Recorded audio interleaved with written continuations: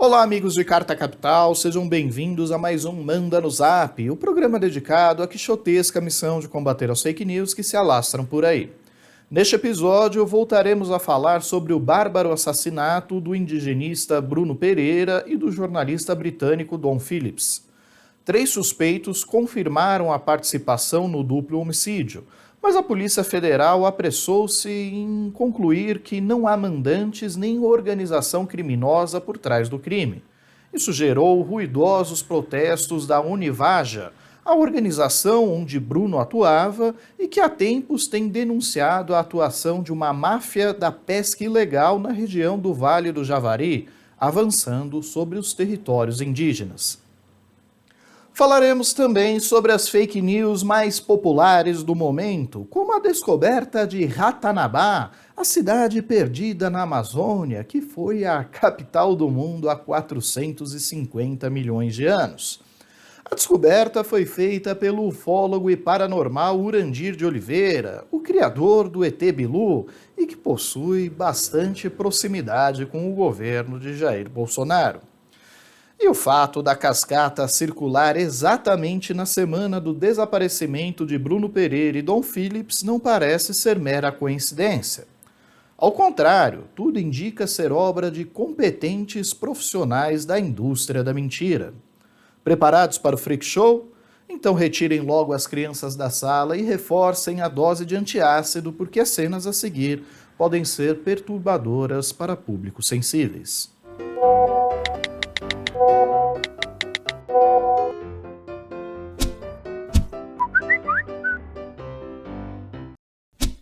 Até o momento, 3 homens confessaram participação no assassinato do indigenista Bruno Pereira e do jornalista inglês Dom Phillips. Os pescadores Amarildo da Costa Oliveira, o Pelado, o seu irmão Ocenei da Costa Oliveira, conhecido como Dos Santos, e Jefferson da Silva Lima, apelidado de Pelado Dadinha, admitiram ter armado uma emboscada no rio Itaguaí. Segundo informações colhidas pelos investigadores, eles perseguiram a lancha das vítimas, executaram a dupla a tiros, afundaram a embarcação para despistar a polícia e, no dia seguinte, esquartejaram os corpos para enterrar as partes em uma área de difícil acesso, 3 quilômetros mata adentro. A celeridade da Polícia Federal em esclarecer o caso poderia ser alvo de elogios, não fosse a precipitada nota publicada pela corporação na sexta-feira 17. Nela, a PF do Amazonas conclui que os executores agiram sozinhos, não havendo mandante nem organização criminosa por trás do delito.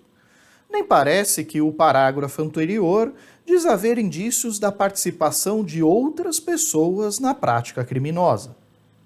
Como então concluir, com base no depoimento de apenas parte dos envolvidos, que não havia mandante? E mais, que integrante de organização criminosa seria burro o suficiente para entregar facilmente os seus superiores, no momento em que eles acabam de ingressar no sistema prisional, dominado pelas facções? A delação, num contexto como esse, seria como assinar a própria sentença de morte. Diante do assodamento pelo fim das investigações, a Univaja emitiu uma nota dizendo que a PF desconsiderou uma série de denúncias encaminhadas pela entidade desde o segundo semestre de 2021. Os ofícios apontam para a existência de uma organização criminosa integrada por caçadores e pescadores ilegais que atuam nas constantes invasões à terra indígena Vale do Javari. Reparem só um trecho dessa nota. Descrevemos nomes dos invasores, membros da organização criminosa, seus métodos de atuação, como entram e como saem da terra indígena, os ilícitos que levam, os tipos de embarcações que utilizam em suas atividades ilegais. Foi em razão disso que Bruno Pereira tornou-se um dos alvos centrais desse grupo criminoso, assim como outros integrantes da Univaja que receberam ameaças de morte, inclusive em bilhetes anônimos. Ou seja, Há meses, a Univaja vem denunciando as atividades ilícitas da máfia da pesca e da caça ilegal que atua na região. Numerosos ofícios foram encaminhados à FUNAI, ao Ministério Público e à própria Polícia Federal, que tardaram a agir. Pouco antes de desaparecer, Bruno Pereira disse a um interlocutor estar de posse de imagens feitas por um drone a mostrar a atividade ilegal do bando, como revela a reportagem de capa de Carta Capital desta semana. Os próprios investigadores admitem que alguns dos envolvidos no crime tinham relações com o narcotraficante Rubens Vilar Coelho, conhecido como Colômbia, e que, apesar do apelido, tinha dupla nacionalidade brasileira e peruana. E, em recente entrevista à Carta Capital, o delegado Alexandre Saraiva, que chefiou a superintendência da PF no Amazonas até pedir o indiciamento do então ministro do Meio Ambiente, Ricardo Salles, por facilitação ao contrabando de madeira da Amazônia, os narcotraficantes têm usado os pescados para esconder carregamentos de cocaína na região. Mais do que isso, as facções que atuam na Amazônia há tempos descobriram que saquear a floresta pode ser tão lucrativo quanto a venda de drogas, mas os riscos são infinitamente menores. Para essa turma que já trabalhava no narcotráfico, não é mais interessante eles trabalharem exatamente nesses ramos como madeira ilegal, garimpo, pesca ilegal, porque, afinal de contas, é a certeza da impunidade, não? A pena para o tráfico de drogas, de 5 a 15. Desmatamento, 6 meses a 1 ano de detenção, ou seja, vai pagar a cesta básica. Não precisa ser nenhum gênio para ver que a madeira, sob o ponto de vista de custo-benefício, é muito interessante. E mais ainda tem a grilagem da terra, né? Apesar de todos esses indícios, a Polícia Federal de Bolsonaro concluiu de forma peremptória não haver mandante nem organização criminosa por trás do crime. Estranho, muito estranho. Assim como é estranha a postura do prefeito de Atalaia do Norte, Denis Paiva, do União Brasil, que apressou-se a esclarecer que o desaparecimento da dupla na região era um fato isolado e logo depois cedeu 2 procuradores do município para assumir a defesa dos assassinos. E o pai do vice-prefeito, por sua vez, é acusado de ter atacado bases da FUNAI no passado e de ser o célebre autor da frase "índio bom é índio morto", que costuma repetir aos 4 ventos, conforme revelou o site De Olho nos Ruralistas. Aparentemente, os investigadores estão receosos de avançar demais nas investigações e acabar esbarrando em quem não deve. Foi assim que o delegado Alexandre Saraiva, após apontar as ligações do então ministro Ricardo Salles com o contrabando de madeira ilegal, acabou exonerado da superintendência da PF no Amazonas para um posto em Volta Redonda, no interior do Rio de Janeiro, a mais de 4.000 quilômetros de distância da cena do crime que investigava. Eu espero estar enganado, mas não sou o único a ver com estranheza a conclusão do caso pela PF.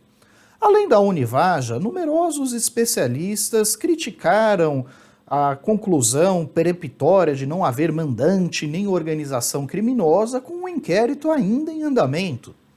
Até mesmo o cantor e compositor Caetano Veloso ficou perplexo com o desfecho do caso.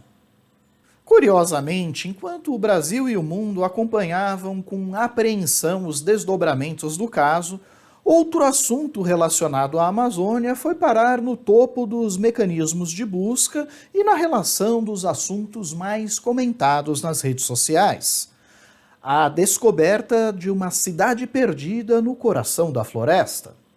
A antiga civilização de Ratanabá teria se desenvolvido há 450 milhões de anos e seria detentora de segredos tecnológicos incríveis, capazes de curar todos os males da humanidade, da fome à unha encravada. Rapidamente, o assunto se alastrou pelas redes, sobretudo no Twitter e no TikTok. Existe uma cidade maior que São Paulo debaixo da Amazônia, chamada Ratanabá. É muito louco a parada. A riqueza que tem em Ratanabá dá para transformar qualquer habitante no Brasil em milionário. Obviamente, trata-se de uma grande sandice, um delírio completo. Até podem existir ruínas de civilizações pré-colombianas na floresta. Recentemente, um estudo publicado na revista Nature revelou a existência de ruínas de templos na porção boliviana da Amazônia. Mas isso não tem nada a ver com uma cidade perdida do tamanho da grande São Paulo, ainda mais que teria se desenvolvido há 450 milhões de anos. Nessa época não existia nem floresta nem seres humanos. A descoberta da tal cidade mítica é fruto da pesquisa do ufólogo Urandir Oliveira, líder de um grupo pseudocientífico que defende teorias terraplanistas e antivacina. O grande feito de Urandir, no entanto, é outro. Em 2010, ele foi o grande responsável por apresentar ao mundo o ET Bilu, um simpático extraterrestre enviado à Terra com a missão de alertar a humanidade para sair das redes sociais e buscar conhecimento. Pois bem, ninguém ouviu Bilu e agora somos obrigados a desmentir os quadrúpedes cultuadores de mitos. Mas pensam que a divulgação dessa cascata, bem na semana das buscas por Bruno Pereira e Dom Phillips, é mera coincidência? Para fazer uma bobagem dessas chegar ao topo da lista dos assuntos mais comentados nas redes sociais, é preciso muito engajamento da turma que acredita nessa exótica tese.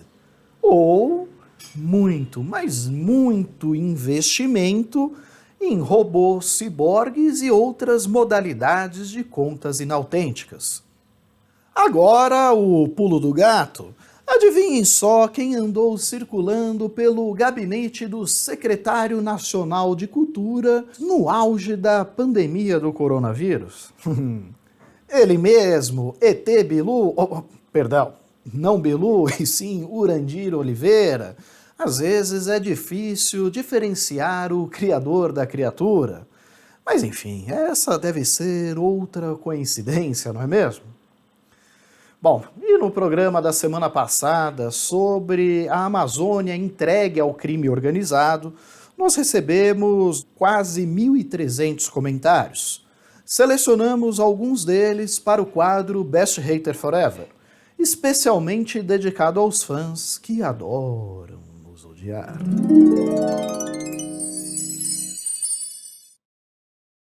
A Nilza afirma: falácia, a crise é mundial, o Brasil está melhor porque o agronegócio não parou.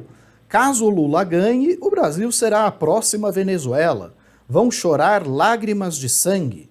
E ela prossegue com o popular lema fascista da ação integralista. Minha cara, de onde você tirou a ideia de que o Brasil está em melhor situação que os outros países? Estamos com a terceira maior inflação do G20, atrás apenas da Turquia e da Argentina, segundo um relatório da OCDE. Em outro ranking internacional de 20 países, figuramos em 15º lugar em relação ao desempenho do PIB, com um crescimento muito abaixo da média dos países da zona do euro, que seguiram rigorosamente as medidas sanitárias contra a Covid-19 e, por isso mesmo, se livraram da pandemia mais cedo. E eu já disse isso aqui no último programa e repito, nós já vivemos em uma Venezuela e bastante piorada. São mais de 33 milhões de compatriotas passando fome. As cidades brasileiras já não sabem mais como lidar com o crescimento da população em situação de rua. Todos os anos nós choramos lágrimas de sangue por mais de 50 mil brasileiros assassinados. Ainda vertemos essas lágrimas por Bruno Araújo e Dom Phillips. Afinal de contas, em que Brasil você vive? Já o Nilson afirma: uma matéria visivelmente contra o país.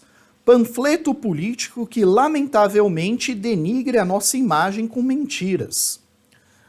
Meu caro, há tempos eu abandonei o uso da palavra denegrir por se tratar de um termo racista, lamentavelmente impregnado em nossa linguagem cotidiana. Sugiro que você faça o mesmo.